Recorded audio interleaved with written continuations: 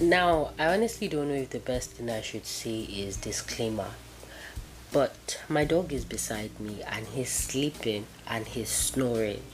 So if you hear anybody snoring, just know that it's my dog. And like I like to tell people, my Zaza baby works a proper 9 to 5, and in his 9 to 5, he doesn't take breaks. After his 9 to 5, he does an extra 6 to 10 or 11, and after that, he has to sleep. So, if you hear any baby snoring, if you hear any baby scratching or barking, just know that that's my Zaza baby, and he's sorry in advance. So, I'm apologizing on his behalf. Welcome to the 2016 podcast. I do remain your amazing host, Sade.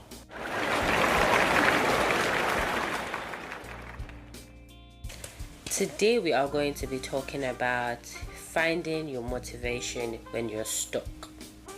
Everybody has their own motivation. For some, it's progress and growth. For other persons, it could be make I pepper them. For the rest, it's I got to secure the bag. Sometimes it can be 2 out of 3, 1 out of 3, and if you're brutal, then it's 3 out of 3. But that's not why we're here. I do believe that at every point in our life, we felt stuck and we felt like there's no moving from this.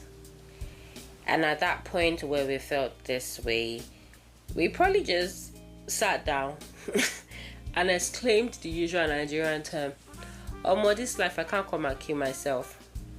If you're like that, trust me, we've all been there. A very large portion of us have been there. At just one way or another, we've kind of found our way out. But in dealing with getting stuck or being stuck, there are 3 things you must always ask yourself.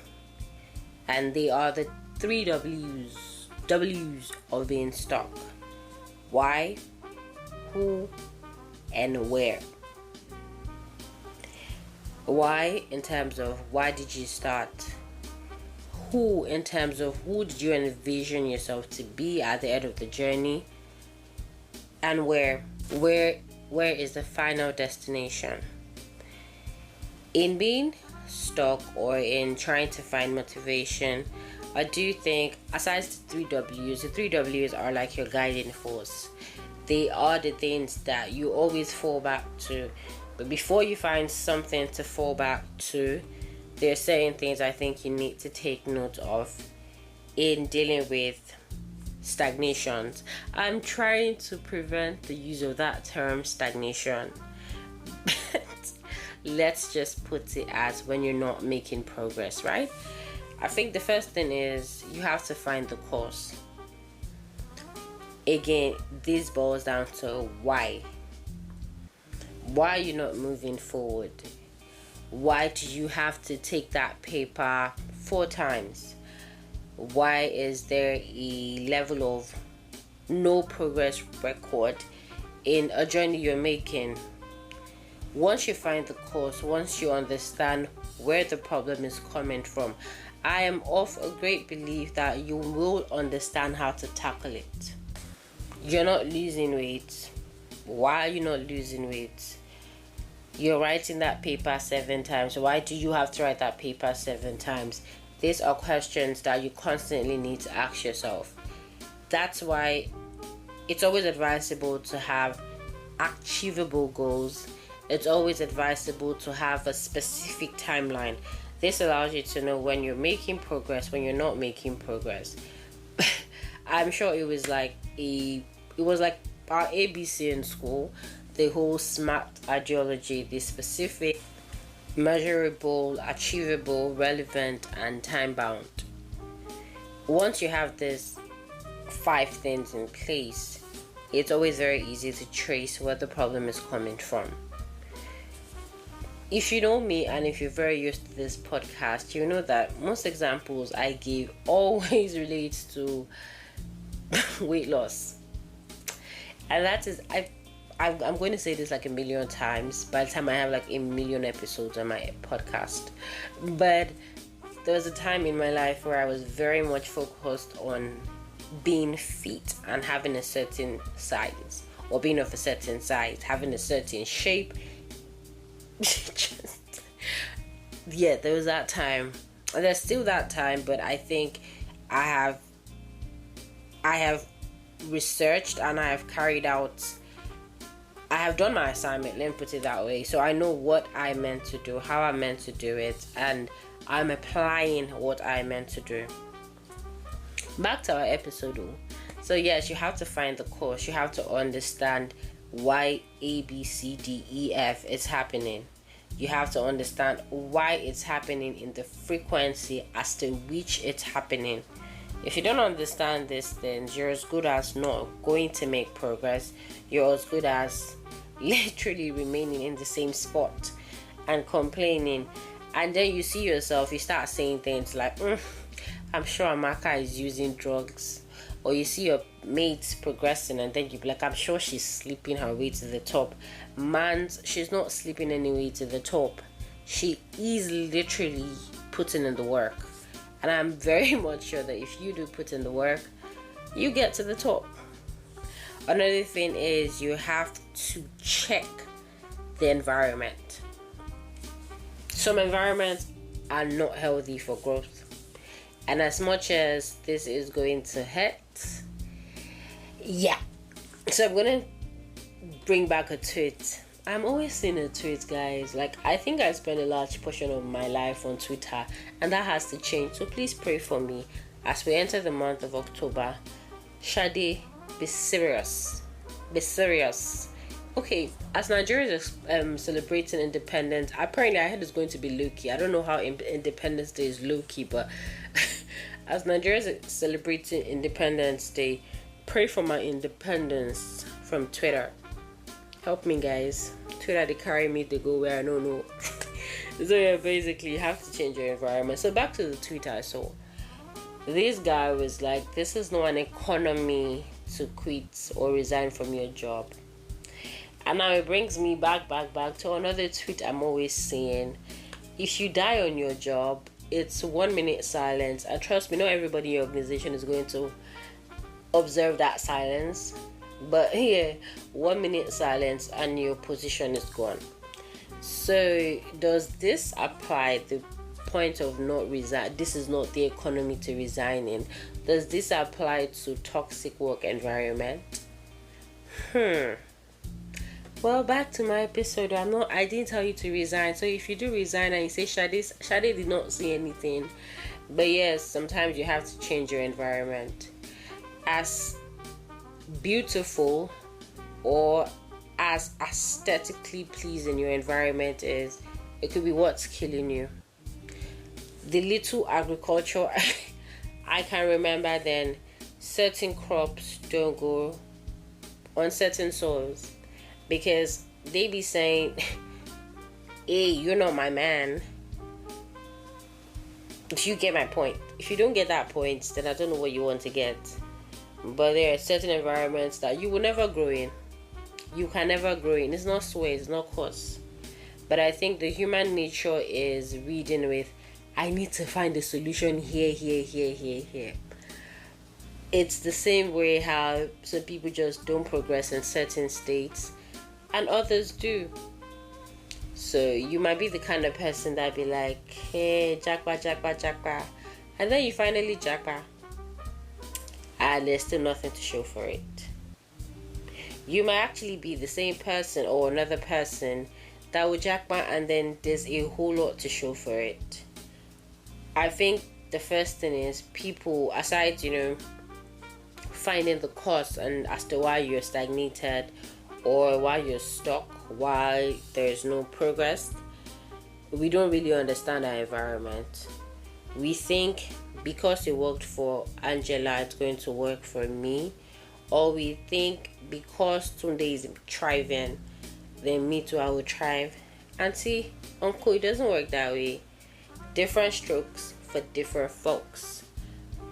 You better find your stroke and be your folk. sometimes I'm hilarious, and other times I don't think I'm hilarious. Like, I think this episode, my jokes are not tapping, and I'm pissed about that. I don't know why. I think I didn't take my joke pill a lot. So I realized that the if I take waffles leading up to an episode, or I take pancakes, or I take ice cream leading up to an episode, I'm funnier. So I need to start taking my pills, my waffles, my ice cream, my pancakes. You know the vibes. But yes, so sometimes you do have to change your environment. So now in this case, I have to change my non-eating environment to actually eat these things that make me funny. The third thing here is you have to find accountability and support. Oftentimes, I'm going to say this. When I used to hear this thing, find an accountability partner, I always say to myself, should I go for beat? So that somebody will cast my matter. But I think we don't have a full understanding the extent to which somebody is actually invested in seeing you grow, in seeing you develop, and in seeing you make progress, basically. So you do need to have that accountability. You need to accountability partner. You need to have that accountability circle. You need that support system. Because trust me, you might get stuck again. And when you actually do get stuck again, you still want to have somebody to fall back on. If you're anything and saying, no, Sade, I'm a one-man mopo, I do my shit myself, I don't trust nobody, trust no nigga, trust no man, stitches get snitches. Auntie, uncle, listen to me. I'm going to tell you something. I'm of the opinion that God was not delusional, or God was not joking, God was not unconscious, God was not mistaken, that's the perfect term, when he created plenty humans. In every human being there's a little bit of God. I know you guys are going to come for me and be like, but Shadi, some people are. Yeah, some people are. But God did create you. He made you have a neighbor. He made you have a co-worker. He made you have a friend. He made you have a sibling. He made you have a parent or something, because you are going to need help. And because he's not going to be here to be like, oh, Shadi, don't do this. He's not going to be there all the time to do that. That's where your partners come in. That's where your support system comes in. So you can't do this life without a support system. And oftentimes, you talk about accountability partner, you talk about a support system. People be thinking I'm talking about romance, love. I'm not talking about that. I'm talking about somebody that can redirect your steps. I'm talking about somebody that can stand with you. I'm talking about somebody that can stand in prayers. I'm talking about somebody that, if you say that, oh, I'm dealing with this, I'm having issues here, and here, if they cannot be of immediate help, they will look for somebody that can be of immediate help. Your accountability partner is somebody that ensures we are flying, we are soaring, we're making progress all together. One team, one objective. Yeah, and the last one here to dealing with being stuck and finding motivation is you have to be very kind and very patient. If you did listen to, or if you took note of how this process went, it was first, you have to find the cause. You have to know why you're not making progress.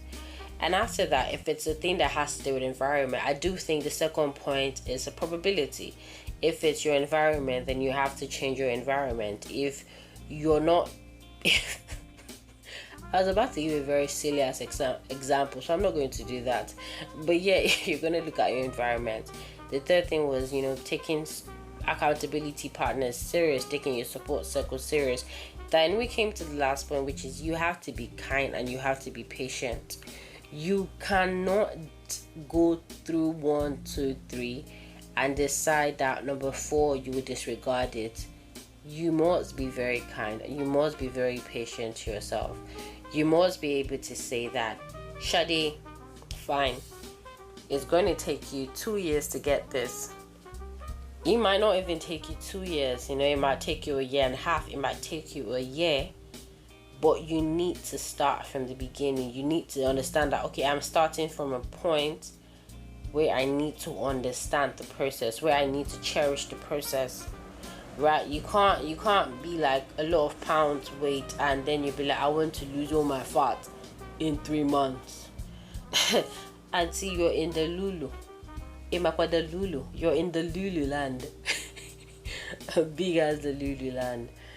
Yeah, basically. So you have to be very kind to yourself. You have to be very patient. You have to also stand as a little bit of your support system. You have to, if it's self-affirmation you're going to be doing every morning in the mirror. I'm sorry I'm laughing, but yeah, if it's self-affirmation you're going to be doing every morning, then you have to do it. But you need to be very kind. You need to be very patient. As we round up, I hope you did not forget how we started this. We started this with the 3 W's: the why, the who, and the where. Why are you starting this journey? For example, you said, I want to be a chartered financial analyst in a year and a half. 3 stages, a year and a half. That's good, right? Something happens and you fail a level, and then you have to take like 2 years or 3 years to get the certificate. It's going to look long. It's going to look like, oh sugar, I didn't even plan this. But you have to ask yourself, why did I even start this in the first place? You're trying to lose weight and you notice that it's not going as planned. Why did I start this in the first place? You applied for a promotion, it did not come. You're writing the exams for the promotions, they're not coming. You have to ask yourself, why am I starting this in the first place? You're applying for jobs, they're not coming. Again, why am I applying for jobs? Why am I doing this? Why did I start this in the first place? The why is, once you understand the why, it kind of gives way to the who and the where. Who do you want to be at the end of this? You're writing your CFA. Definitely you want to be a chartered financial analyst. You want to work in a great organization. You want to have a title. You want to have a door. You want to walk into the organizations with your sexy ass heels and your petite bag, and then people are like, oh, hello Shade, how you doing? Oh my day, Shade, we have a table that you need to sit on this morning. Who do you want to be at the end of all this? And the where is the final destination. The who you want to be is not the final destination. It seems a little bit tricky, but it's not always the final destination. So before you think of giving up, before you think, oh my, I don't write ICANN 6 times, before you say to yourself, I am no longer interested in CFA, before you say to yourself, I'm no longer applying for that MBA, before you say to yourself, I'm no longer interested in getting a dog. By the way, my dog is still sleeping, but he has rolled over now, and I can see his white teeth, so it's hilarious. But before you make that decision to quit, to end things, you need to answer the who, the why, the who, and the where. And at least you owe yourself to find the cause, to check your environment, to go over it with your accountability partner, with your support system, and be kind and patient. Before I leave, I'm going to leave you with this word that I learned from an amazing woman that I admire. She's actually my boss at work. And she said, your circle of friends should be people that are as good as you are or way better than you are. People you aspire to be like, people you want to be like. But for you to be in that circle, you must be a person of value. So if that's your target, then you know what to do. Don't stop today. Don't stop now. Don't demoralize yourself. Don't say I can't do it. You can and you will, okay? Again, so much love from this end. I'm always giving you guys love. So the best way you can give me love is to click on that link. You see that link, Share it. Share my link with your mommy and your daddy, with your brothers and your sisters. And to all my girls and guys with numerous lovers, share with your lovers so that they can be better people. I bet you don't want your lovers to be better people. They should be better now. Your side chicks, they should be better. Your extramarital affairs. I'm so sorry, guys. Oh my days! I think my joke level is back. So maybe my waffles theory is wrong, but we don't know. We're not sure yet. We're not sure. Well, I wish you all long life, peace, and prosperity, and I do pray that God grants every one of us longevity. Bye, my lovers.